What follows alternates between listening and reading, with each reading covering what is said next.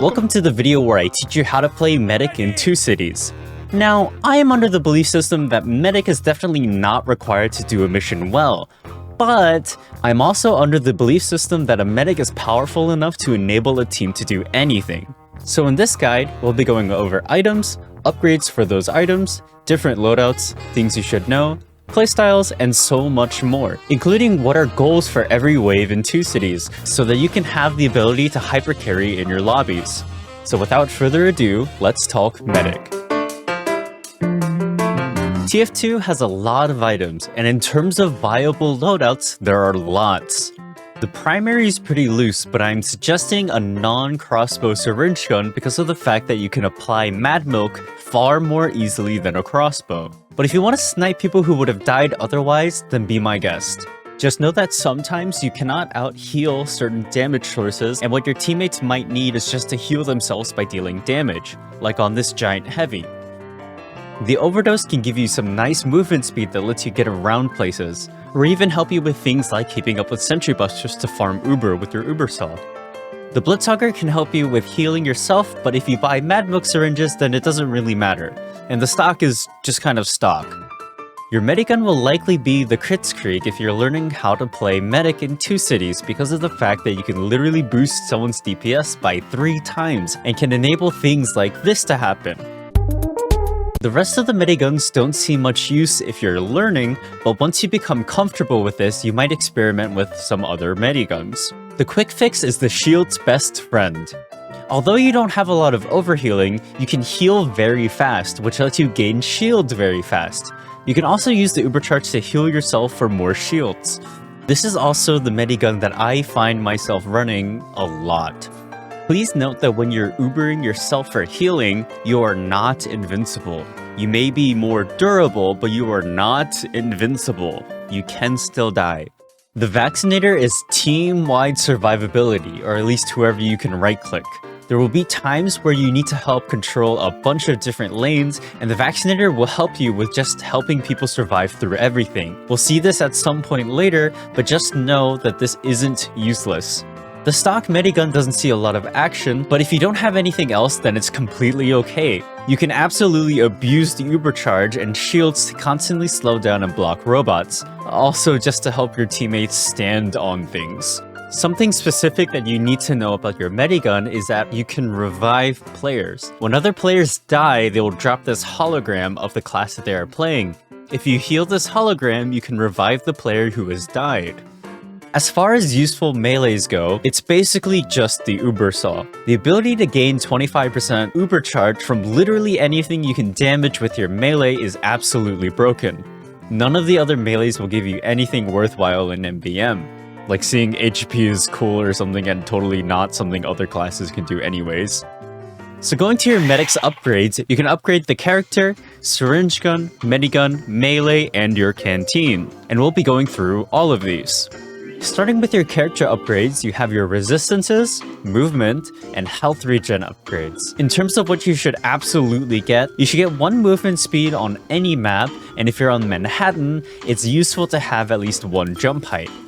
The different jump heights will allow you to get up and down between the 2 lanes as fast as possible, and in terms of quality of life, this is a major upgrade that is also extremely cheap. Having 1 jump height will allow you to go to top from this railing, white barrel thing, and then finally to top. 2 jump height will allow you to just jump directly onto the white barrel, albeit just barely, and having 3 jump height will let you just get up super freely, along with being able to clear really useful things like jumping from pit over the railing before going to the barrel. Knowing how to air strafe will make it a lot easier. Air strafing is just releasing forward, hold a side direction, and turn your camera in that same direction just to have a little bit more air control. You don't need to do air strafing, but it will make your life so much easier.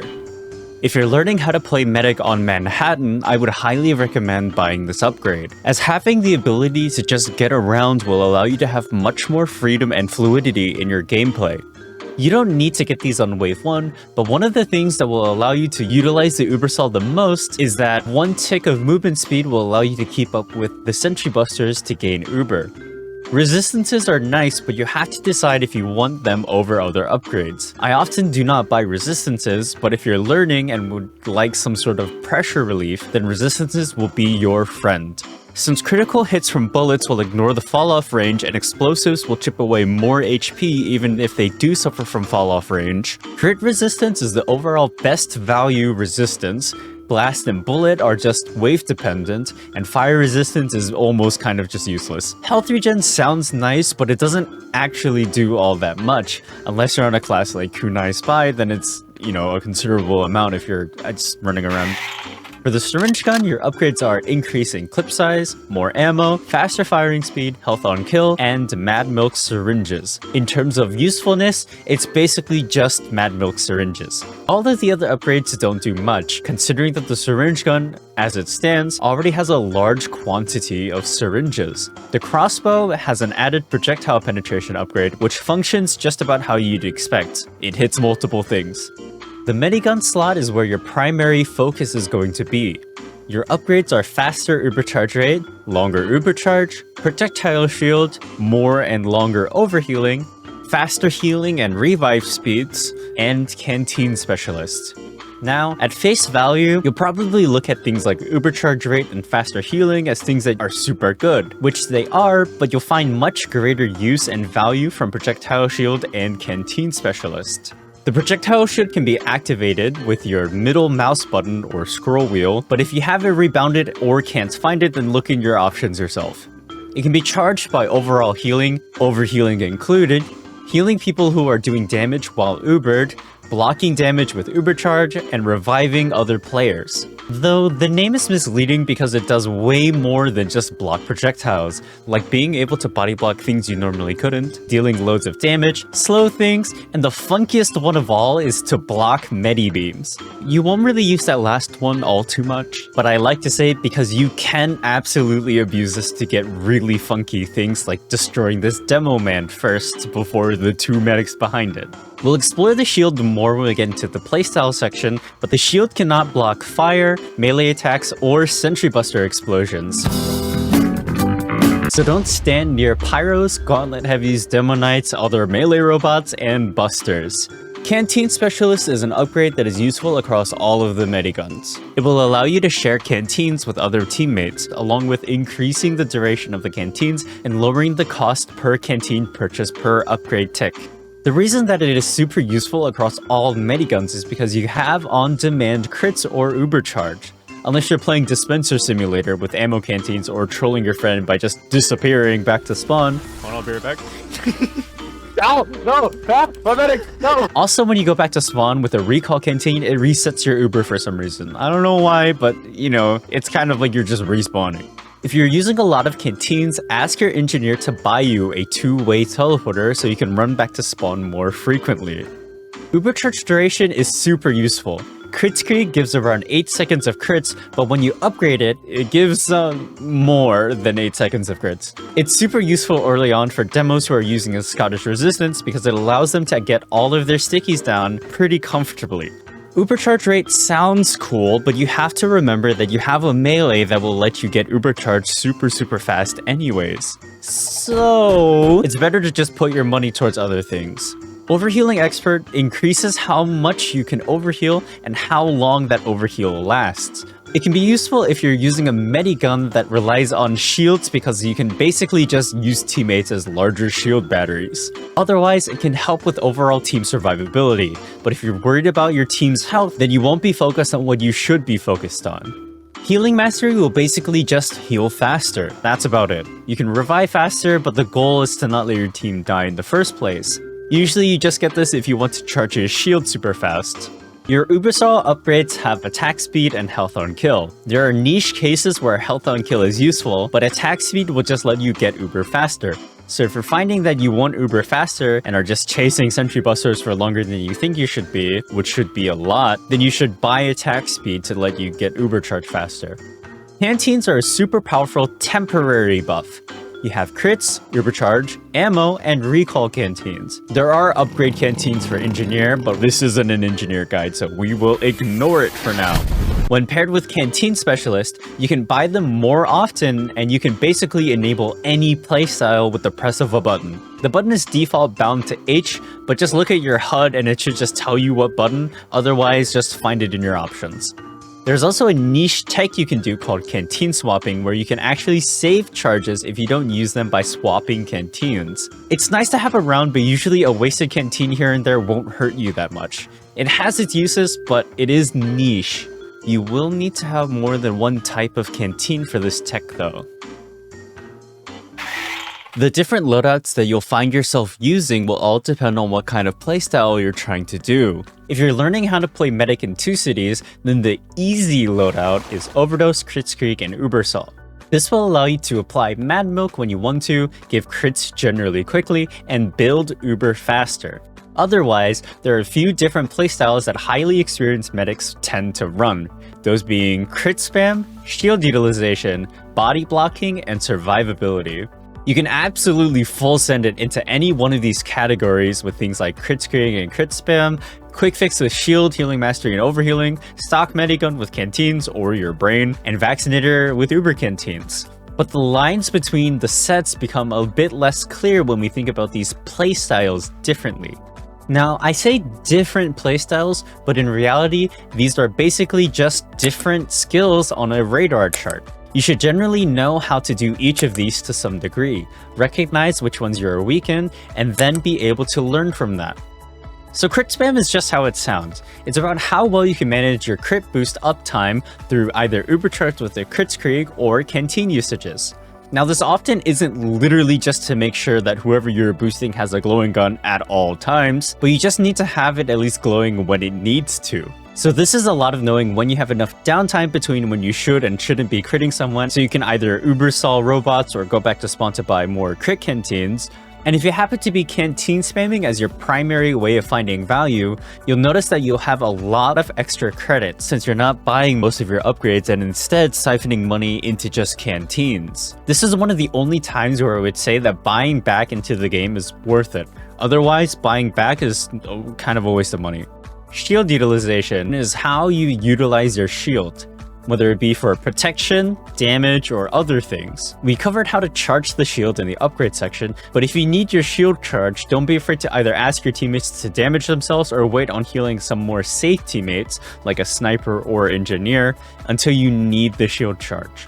The best way to start getting more value from your shield is to start learning how to damage with it. The easiest way is to start by looking up or down to move the shield closer to you, and getting right up into robot faces. Just remember that when thinking about this, your shield cannot block melee attacks and fire, and sentry busters. Your shield is also not a full circle. It is almost a half circle in front of you, so the direction you're facing definitely matters. Also, your shield is only active when your Medigun is out, so that means if you put away your Medigun, you won't actually have a shield in front of you. Something I touched on earlier is the fact that you can actually block Medi beams with your shield. Giant robot medics are running the quick fix, and unless you kill it with more bursty type weapons, like explosives or crits with high enough damage, the medic will likely just pop the quick fix and fully heal back to full health. One of the ways to circumvent the problem is to find a way to block the medic's line of sight to the target bot, like this giant heavy, and you just kill the heavy first. The medics by themselves are not an issue, but with the pocket, they are. So if the medics are making the pocket too much of an issue, just remove the medics from the equation. This can also work on smaller medics too. So if a random person shoots Uber medics to be under 50% HP but not quite dead, you can just sever the Medi beam and just make the target vulnerable again. The medic will still be Ubered, but you can kill the target anyways. Body blocking is the idea of just standing in the way of the robots, almost using your body as a wall that robots need to try and get through, but they also can't get through you, unless it's a sentry buster. This is a lot of knowing how to either manipulate aggro or sit close enough without being in danger. Aggro manipulation is pretty simple. If you're shielding or using your Uber charge or shooting at it, then expect to get shot at. This is super useful if you're playing with a spy, because you can force aggro onto yourself by healing the spy while using your shield or Uber charging. And the end result is the spy will not be aggroed and can get free backstabs. Alternatively, if you don't Uber or shield, and you also don't heal people or deal damage, as well as not being one of the first people seen by the robots, then your priority for being shot at is much, much lower. And you can do things like sit directly next to giant robots and basically just hold them in place while not being shot at. This is super good for specifically Metro Malice Wave 5 because you can just sit next to this big guy and he won't move at all, and your team can just shoot him down, and it's really nice. Something that will also help you set up body blocks is a tech that I like to call throwing. Throwing is what happens when two entities are stacked on top of each other. The way that entities act while on top of other entities is pretty funny and is pretty different from casual. So imagine a large circle with a dot in the middle of it. Now imagine a second circle around the same size overlapping that circle. So these two circles don't actually want to be on top of each other. The way the game handles this is that it'll push whichever the topmost circle away from the middle of the other one. Using this tech, you can push robots into a much more favorable spot to be body blocked. If you abuse this mechanic right, you can also just throw robots, and it's really funny. Survivability is about manipulating your time to kill in a different way than crits would.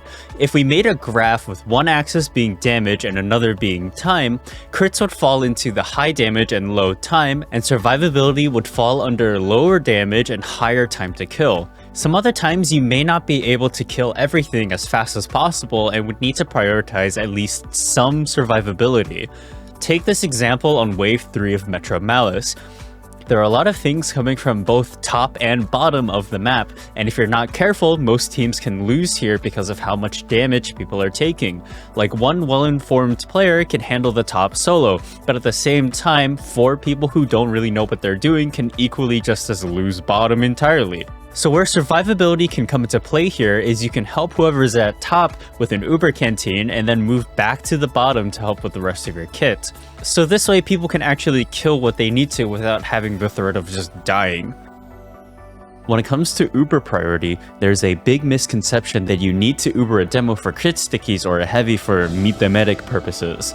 I'm here to tell you that those thoughts are wrong. Yes, there's an entire meta in one of the missions to just crit create a demo and have the demo just one-shot everything, but you need a demo to actually know what they're doing in order for that strat to be viable. So the simplest way to know who to Uber or crits is just to see who's dealing damage, or whoever needs help dealing with a section of the map. Like in the earlier example of the top lane of Metro Malice Wave 3, where there are people who really know how to deal with the top, but sometimes just having a tiny bit of help can really let them completely cover the top. So if your demo is placing all of his stickies scattered around like this, then you know he actually doesn't know enough to hard carry your game, and anytime you give him crits, your results would be just a slightly better than normal demo, rather than a hyper carry. You can for sure start the game off by critting a demo because they can actually make use of the preemptive Ubercharge with their stickies, but if they aren't hyper carrying, then you don't need to feel like you must save Ubercharge for them or anything. Just crit whoever's doing damage. Which, yes, if I see a spy who's doing really good, I'm just going to Ubercharge them. I'm going to use my resources to help them do what they are doing.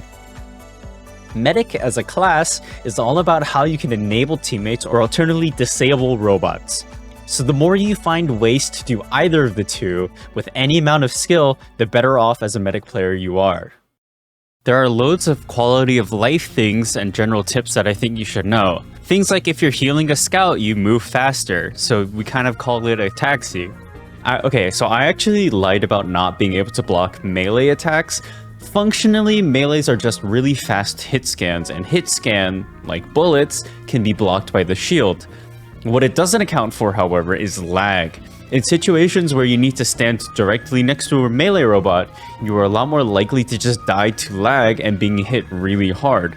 So you can body block melee robots, but please do this at your own risk as there are a lot of variables you will need to account for, and honestly, it's just not worth it if you're learning.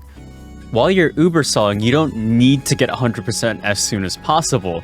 Get what you can and make sure that you live. Though while you are learning, you should try and Ubersaw everything. Eventually, you will learn when you can and cannot Ubersaw, and you'll be surprised on how often you actually can Ubersaw. Basically, get in the habit of actually Ubersawing, and then if you need to be safer, then you be safer. You don't need a demo, sniper, or pyro to deal with Uber medics.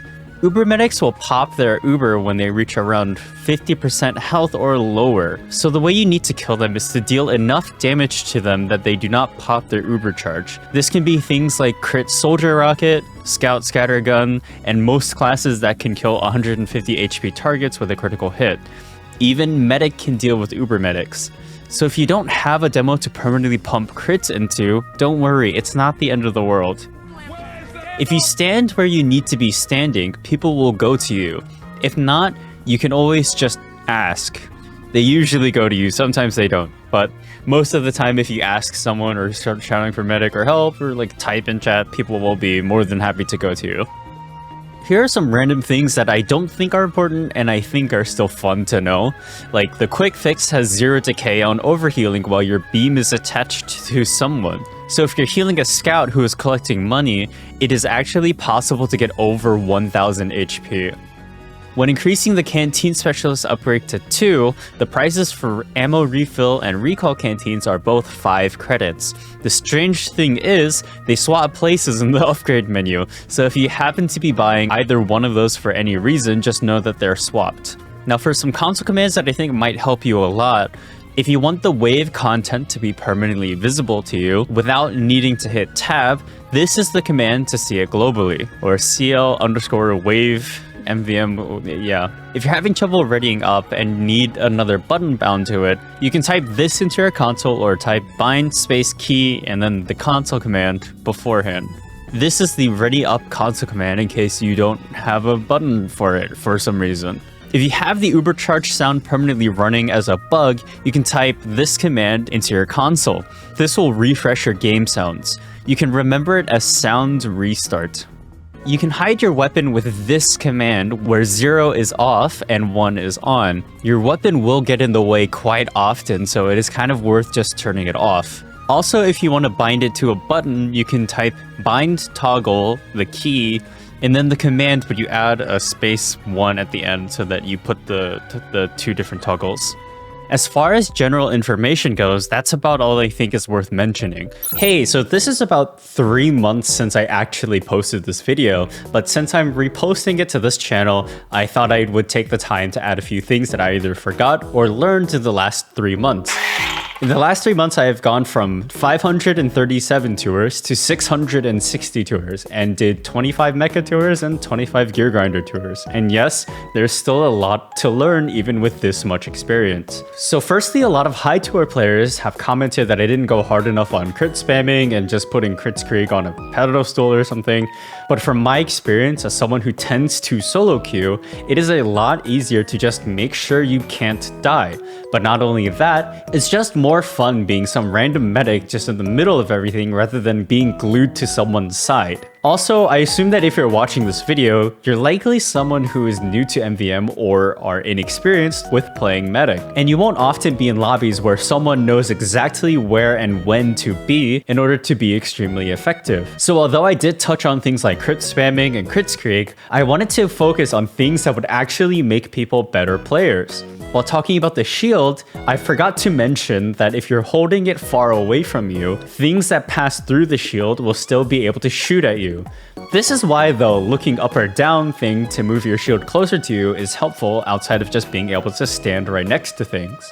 If you're buying Uber charge rate, avoid buying the overhealing upgrade too. When players are under 150% HP, you will charge your Uber at a higher rate. So if players have larger overhealing and longer overhealing, that will absolutely gut your ability to passively charge Uber from your teammates. Although if you're using the Ubersaw aggressively or using canteens, this normally isn't a huge issue. I would highly suggest utilizing the stock Uber charge too.